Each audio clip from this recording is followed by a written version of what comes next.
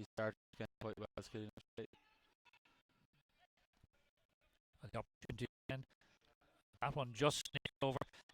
It looked so easy, in fact, that they just played it patiently, waited for the right moment, and then released it in time for the player running in, Kyle O'Leary, to tip it over the crossbar. Again, that's another example, Kevin. St. Sylvesters, lots and lots of bodies there, but too many fellas standing around, and Niall O'Leary just walked through the middle of the defence and took the score very, very well on the left foot. Well, the lights are on. I had a feeling that they were going to be needed.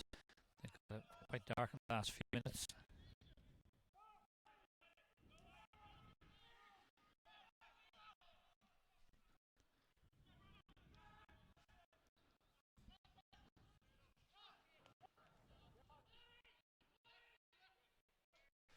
Again, you can see Kilmacud, their defensive setup.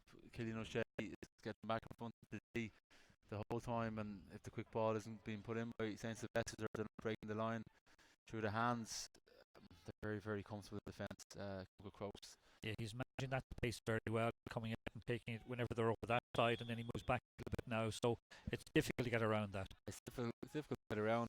St. Sylvesters, the scores they have gotten have come from wide coming in. Something the management might tell them more about at half time. That's a way of breaking down that defence where you've got the sweeper there.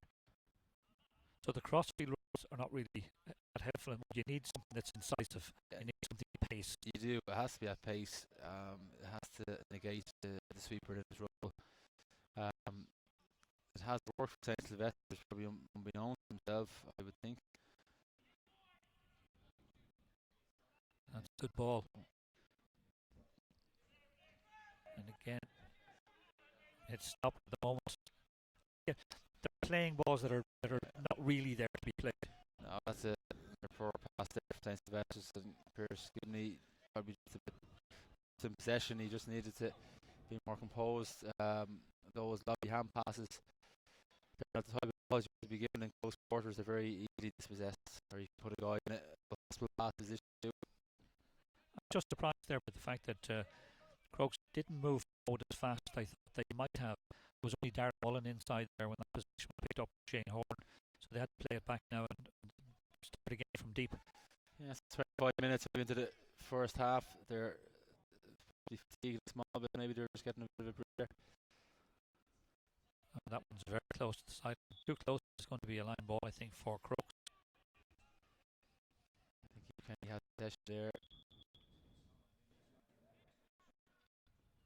Andrew Cunningham or Jack Whelan, I think, is down for St. Sylvesters in the corner. As he went down the ball, he looked at the ball awkwardly on it. I'm always fascinated by the corner here in Parnell Park. It looks like a huge hill. There's always a bit of a slant there, all right now. I don't think corner forwards like getting the ball so often over there. It was a poor ball into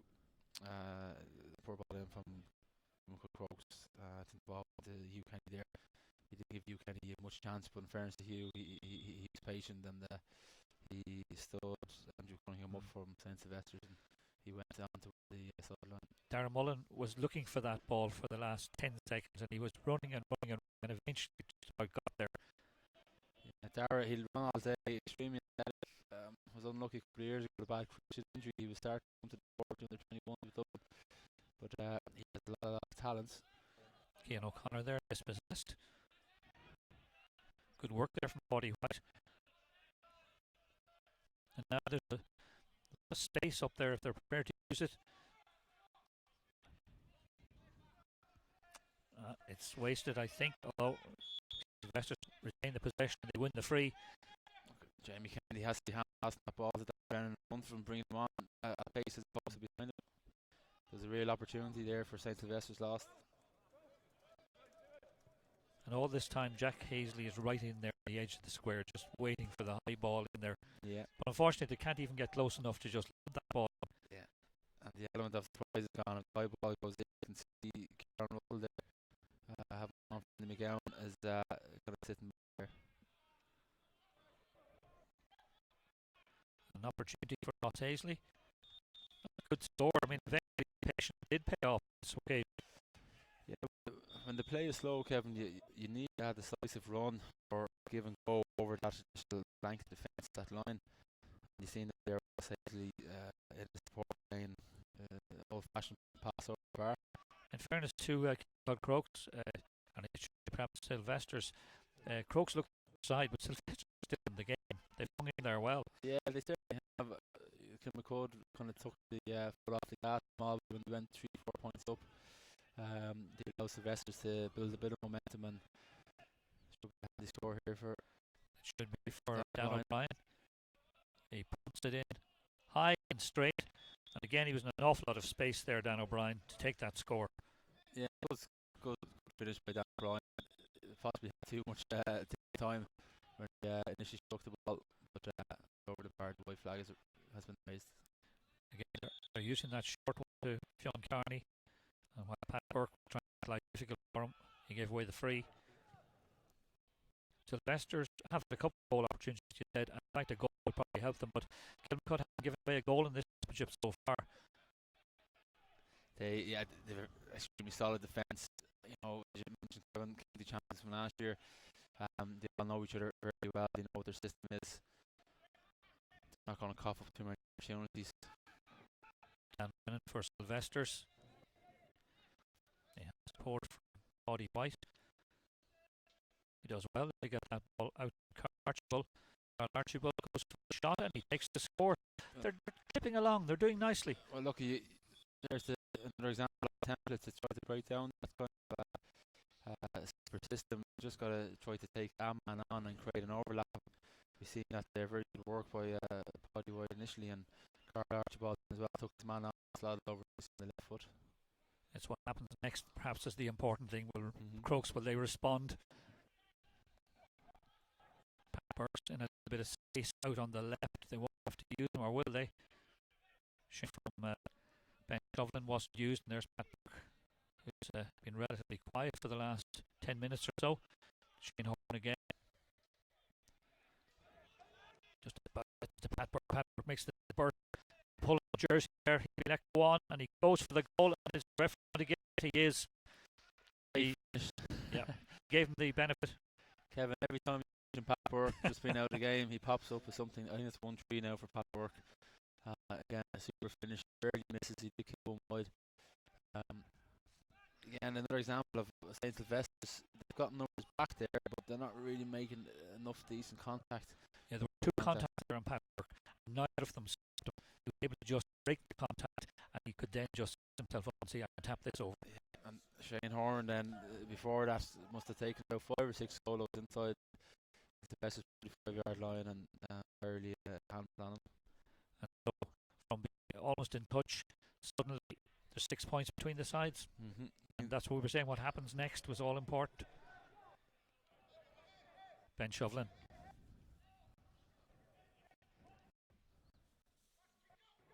Plenty of support now for Crokes. But that goal could be all important. I think Pat Burke got 1-3 or something in that same region against Fianna. So it's typical of the man that he's just there at the right time. And again, that was a super finish though from him, really.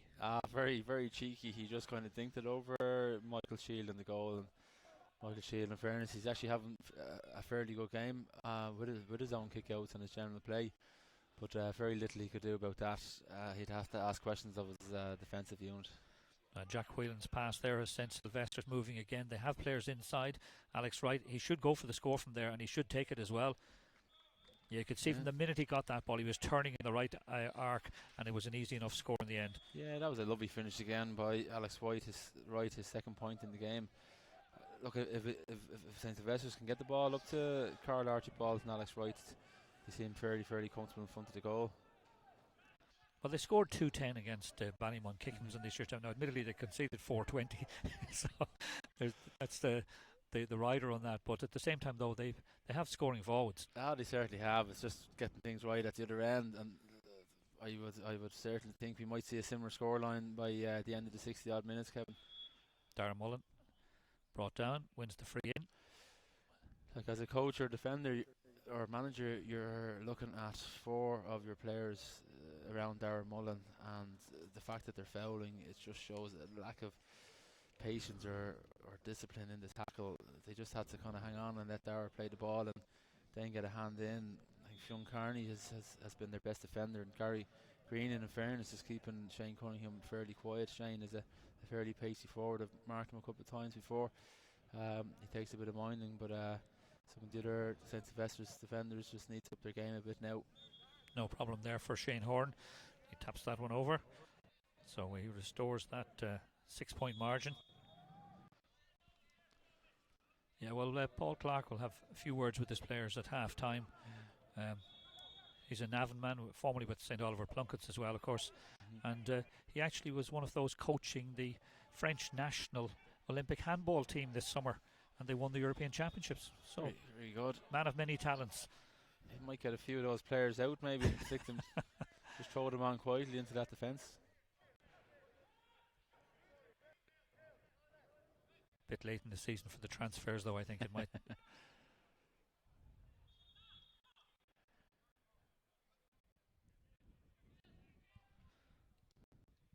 Alex Wright hits it, and hits it well, does he? No, to the right hand side. It's only their fourth wide, and we've only had one wide for Crokes. So again, that earlier period of time, whenever they shot the 3 wides, they could have done with a few scores then, just have settled them a bit more, perhaps. 60% success rate now in front of the goals. Some easy enough misses, you know.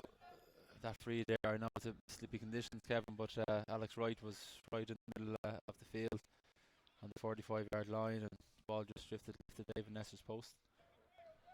Shane Horn is working very hard this evening. You can see him. He's all the time looking for that ball, running into positions. Shane Cunningham gets that ball through from him now. Good opportunity from 13 metres out. He should have no trouble scoring that, and he doesn't. Again, and that was made by Shane Horn, the first run, the second run, and then the play in back inside to Shane Cunningham. Very good score. Yeah, I think Shane Cunningham, Ben Shovlin and Killian O'Shea are very, very good in possession for Kilmacud Crokes, driving the play forward. Well, Liam Aaron Clark brings the first half to an end. I suppose the first half highlight being the goal from Pat Burke.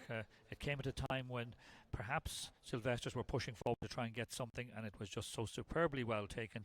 Of course, we'll have full second half coverage to come here on Dubs TV, and later on we'll have Nafina and Ballymun Kickham's. That's our second match for this evening. All that to look forward to, but from Ger Brennan and I will leave you for now with the halftime scoreline here in Parnell Park. It's Kilmacud Crokes 1 goal and 10 points, St Sylvesters 6 points.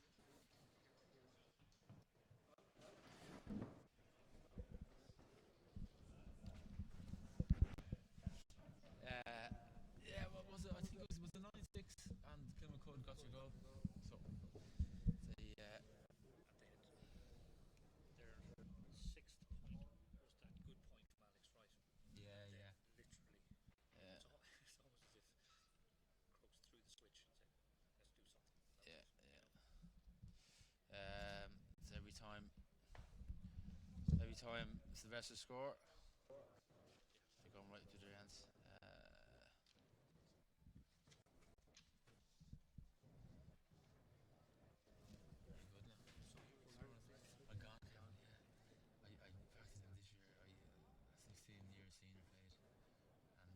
Absolutely flown past, and I could have got through another season or two, I'm sure, but a bit of fight was kind of gone. I'm content, you know. But there's a lot in it, you know. So it's a long time. I need 1 or 2 clean outs done on my left hip and that, so I have to get it done. But just a scraping job, yeah. And wear and tear, and you'd like to be able to keep the fitness up, running, cycling, or what have you, Kevin, you know. So cycling, wrestling, yeah, and a bit of swimming, you know.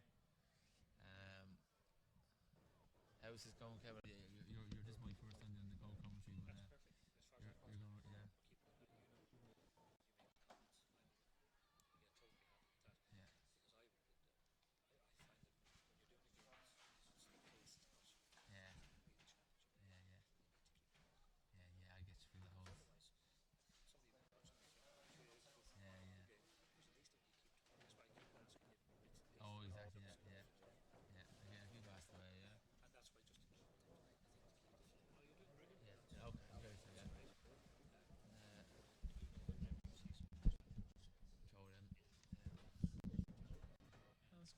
this is a new experience for me, so good to do, you know.